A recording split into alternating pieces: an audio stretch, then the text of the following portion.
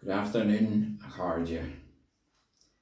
On this Easter Sunday, in unprecedented and life-altering circumstances for all our people, the 32 County Sovereignty Movement extends solidarity and empathy to our communities, urging them to follow all medical guidelines and pursue best practices for remaining safe and well.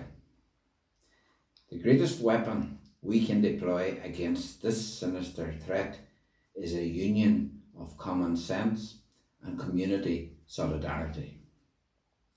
Those who are vulnerable, those most at risk, require special attention as to their basic needs and provisions.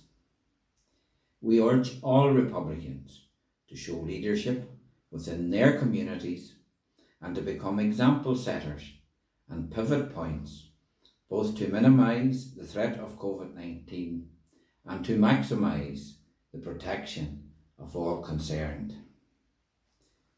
We commend all frontline services and workers battling at the coalface of this crisis, providing essential skills and resources that will see us emerge from this pandemic with the least number of casualties as possible. We also recognise their selfless dedication beyond this current calamity, where they daily confront the impact of homelessness, indebtedness, domestic abuse, addiction and suicide. Theirs is a true vocation to the community. Easter is a traditional time of year when Irish Republicans honour our patriot dead. We recall their great sacrifice and draw inspiration from their words and deeds as Republicans of today, endeavouring to continue in this unfinished revolution. But ours is a history yet to come, and our true honour will be rated as to the value of that history to the overall Republican struggle.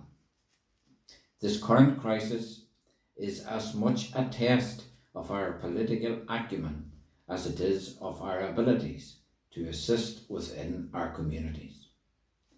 Already we can see, particularly in the 26 counties, that the provisional government in power are using the COVID-19 virus to rehabilitate the old political order.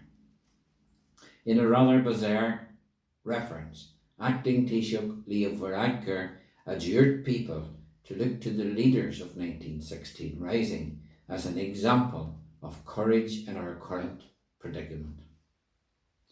And yet, before these prevailing events fell upon us, his government were resisting pay increases to the very same healthcare workers he praises today, and are also endeavouring to sanitise the history of British firing squads who executed those 1916 leaders. Perhaps the acting Taoiseach should himself look to the 1916 leaders to take courage in ending the housing and homeless crisis, which claims dozens of lives annually, and also to reject plans to build a shopping centre on the Moore Street battle site, the site of the last stand taken by those very same leaders. According to the proclamation, the sovereignty of the Irish people is inalienable and indefeasible, a claim the 1916 leaders defended with their lives. And whilst we are not calling on Mr Varadkar to shed blood for his country, we do demand that he sheds hypocrisy as he scrambles shamefully to retain the trappings of power. Those who fought in 1916 did so to establish an independent and sovereign Ireland, free from the shackles of colonial rule and the perennial social misery which that entailed. They did not fight to reform British rule in Ireland, but to completely remove it. They did not fight for sectional interests, but for all the people of Ireland as equal and valued citizens.